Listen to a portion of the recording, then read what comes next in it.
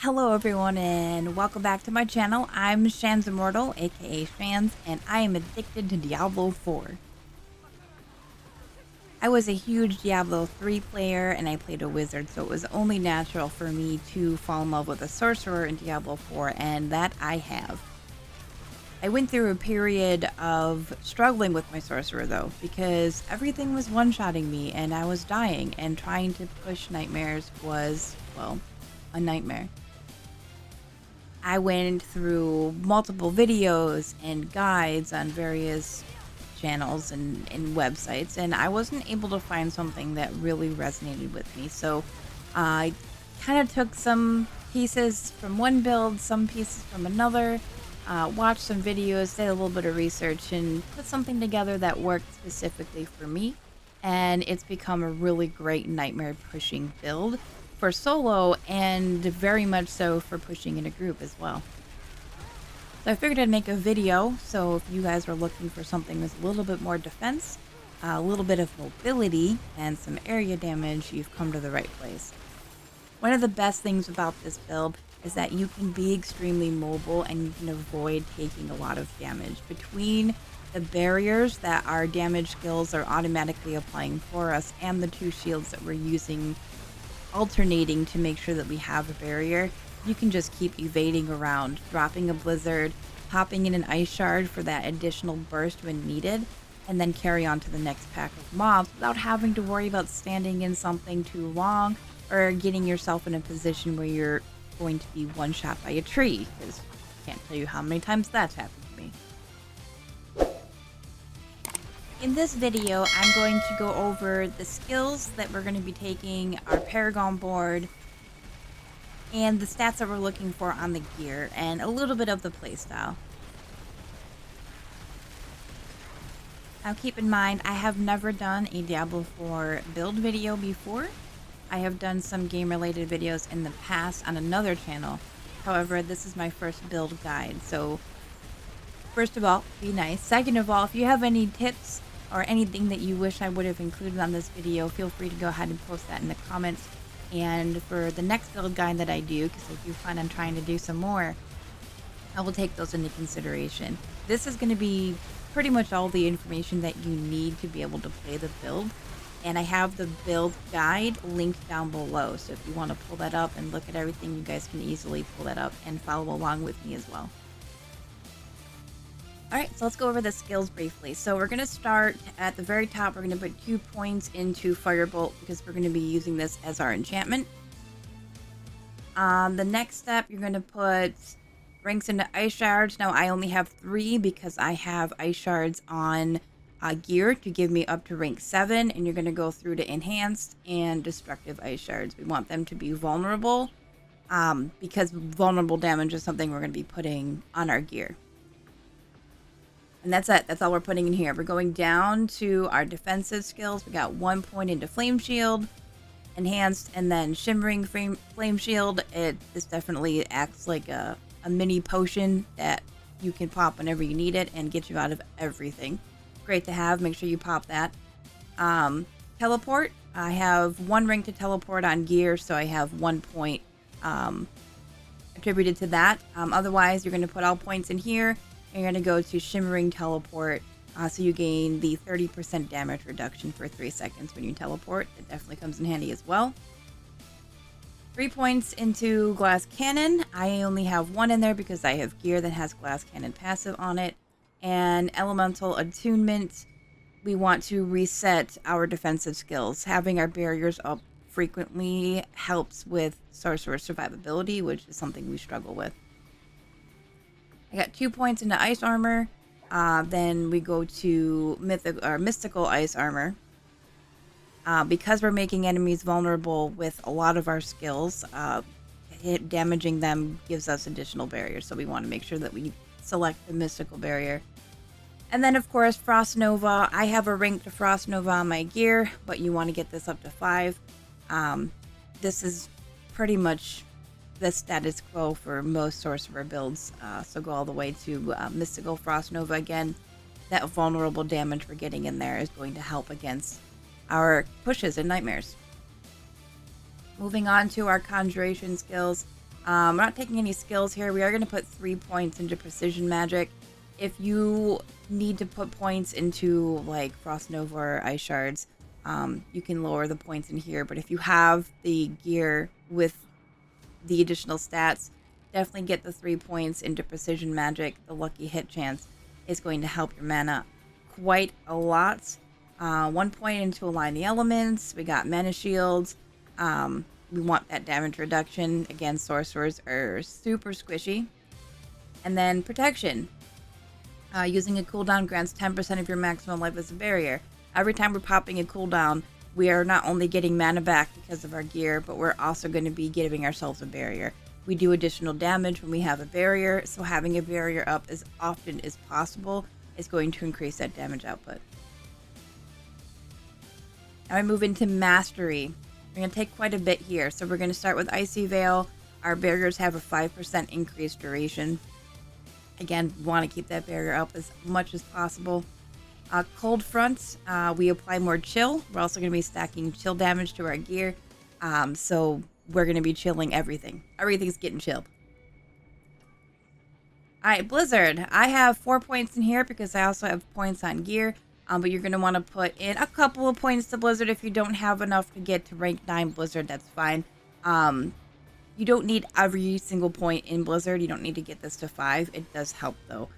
And then we're going to go all the way to Mage's Blizzard. So when we cast it above 50 mana, the duration is increased by 4 seconds. The more Blizzards we have, the more AoE we have. Down here, we're going to do Inner Flames and then take Devouring Blaze. Try to get this to 3 if you can. I have gear that gives me additional points to this, so I only have to contribute 1 point.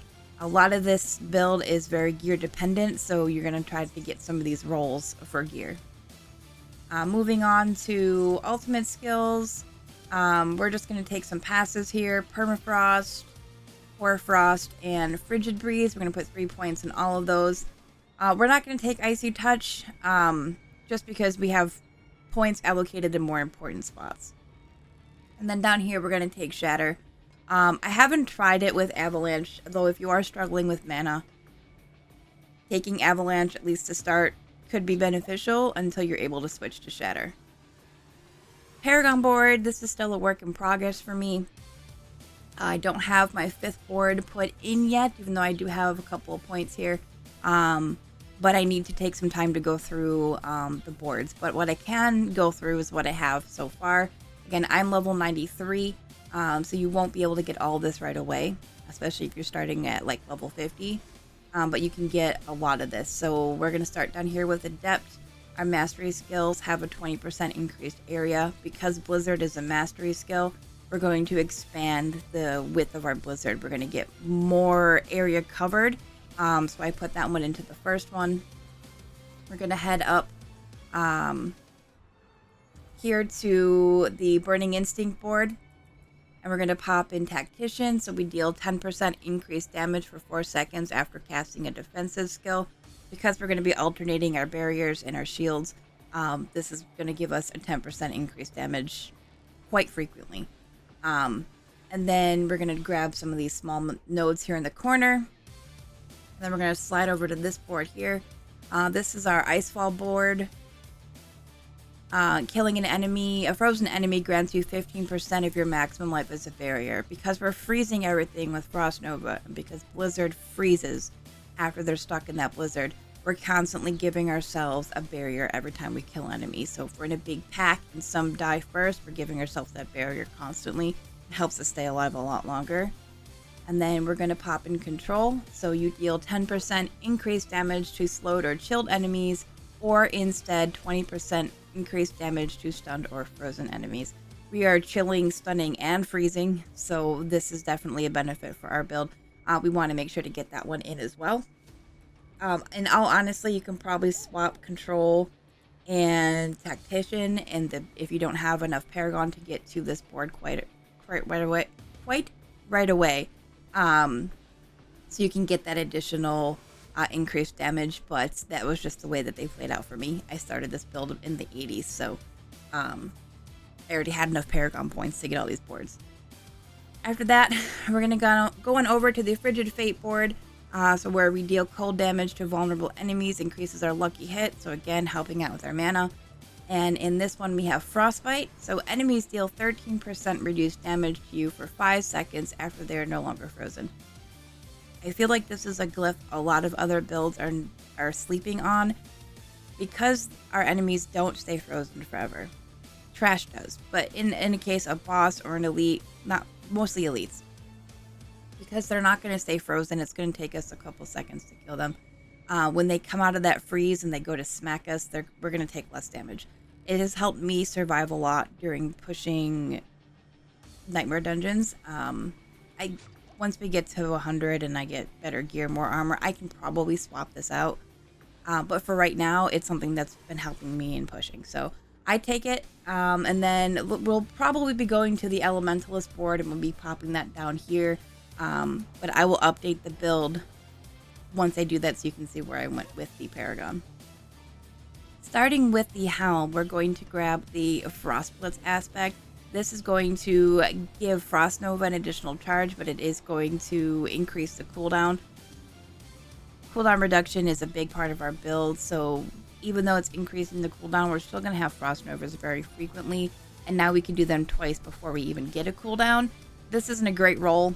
You want as close to 30% as possible, but sometimes you got to take what you can get. So that is definitely the aspect you want on your helmet. For the chest piece, this is no different than any other sorcerer build.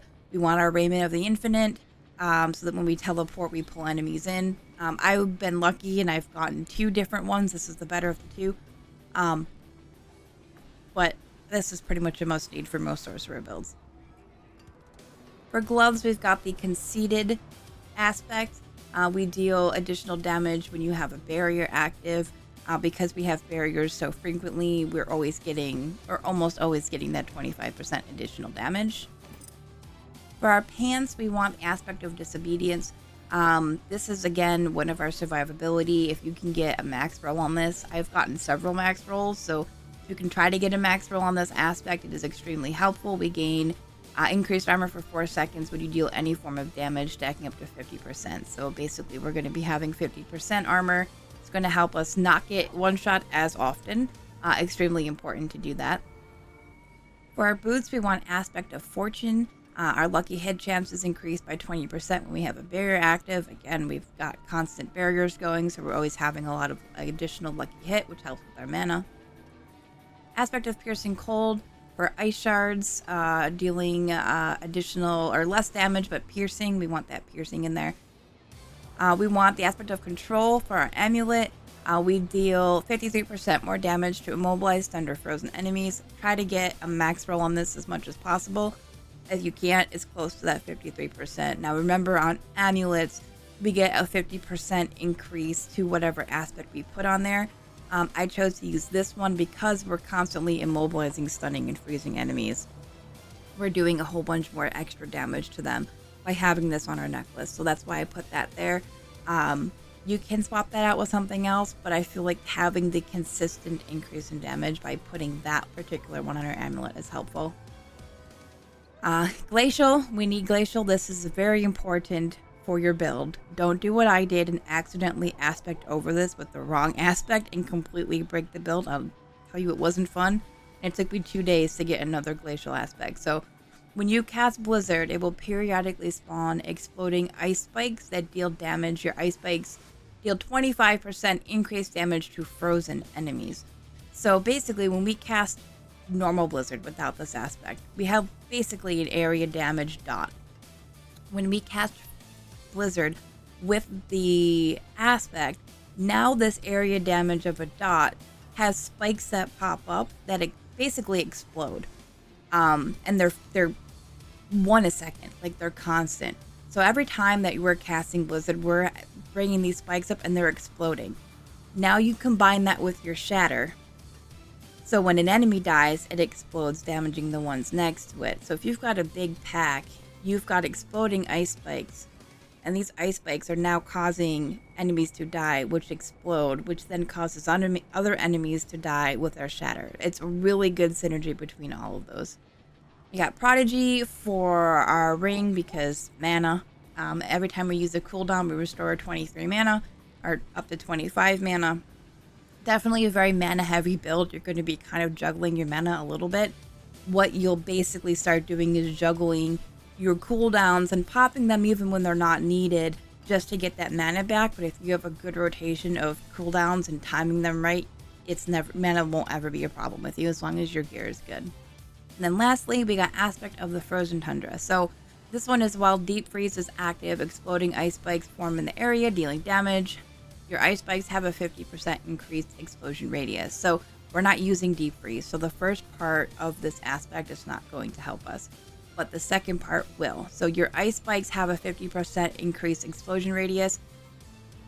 In regards to gear, there's a few things that I want to go over as far as stats. So something we need to be mindful of is having cooldown reduction, because the quicker we can pop our cooldowns, the quicker we can get our mana back. It also allows us to have barriers up more frequently. So cooldown reduction is definitely one of the main stats we want to go for. We also want to make sure we're getting damage to chilled enemies. Now remember, anything that's frozen is also chilled. So chilled damage is going to apply to frozen as well as chilled. So that's almost more important to get than frozen, even though damage to frozen enemies is still going to help because Blizzard will freeze them. Vulnerable damage, remember our ice shards and our frost novas are making all the enemies vulnerable. So increased vulnerable damage will help against those as well. A couple of things you also want to keep in mind is getting ranks to some of our skills. Boots is a really good one. If you can get one with like ranks to teleport, ranks to frost nova, and like ranks to ice shards, that would be ideal. However, these are actually a really good pair of boots between the teleports and the frost novas, intel and mana cost reduction, because we want that mana cost reduction in there as much as possible as well, or resource gen. Pants, which are not the greatest pair of pants in the entire world, however, they do have 4 ranks to Blizzard and damage reduction from burning enemies. The gloves have ranks to ice shards. Again, just allows me to do that additional damage. Mana cost reduction again. I got one rank to Devouring Blaze on the necklace. Ideally, you would want 3. Unfortunately, I haven't found a good necklace with 3 ranks of Devouring Blaze, but if you can, take it. So essentially what you want to focus all of your skills on is we want damage to chilled, we want cooldown reduction, a combination of cooldown reduction, resource gen, and mana cost reduction to help with our mana pool, critical strike chance and critical strike damage, and then vulnerable damage. And those are the stats that we're essentially going for, aside from obviously getting our intelligence. We've got green gems in our weapons for the additional critical strike to vulnerable, and we've got red gems in all of our armor for the maximum life. For our enchantments, we're taking Firebolt enchantment. Direct damage from skills applies additional burning damage over 8 seconds, so we're going to freeze everything and also burn it at the same time. And Ice Shards enchantment, so we want to take our Ice Shards enchantment. This means that Ice Shards are automatically conjuring and flying towards frozen enemies, so passive damage essentially while you're doing all your other skills. Really, really good enchantment for this build. Thank you again for checking my build out. You can find me on Twitch at TransImmortal. I'll be playing pretty much mostly Diablo. I'll be showcasing this build. Again, this build might not be for everybody. It's what I found worked for me. It certainly can be tweaked to work for you. I was struggling with my defense, and I was dying far more often than what I would have liked. So that's why I made some of the changes that I made to some other builds that I was trying. And this build may not be your S tier build. Some enemies take a little bit of extra time to kill, even with the Ice Shards burst. However, I'm able to stay alive. And my basic mindset is I can't do damage if I'm lying on the floor. So if this helps me stay up, even if it takes an extra second to kill something, at least I'm able to continue doing the damage. If you've tried this build or one similar and have any suggestions, I am always open to try new things. I have gone through I don't know how many different builds and trying to test a bunch of different things to find a build that I really enjoyed playing. And coming up with this build and playing it as basically just made me love my sorcerer even more. So I hope you find something that works for you. But again, thank you so much for checking the video out. I appreciate you guys being here, and I will see you guys over on Twitch the next time I stream. Have a good one.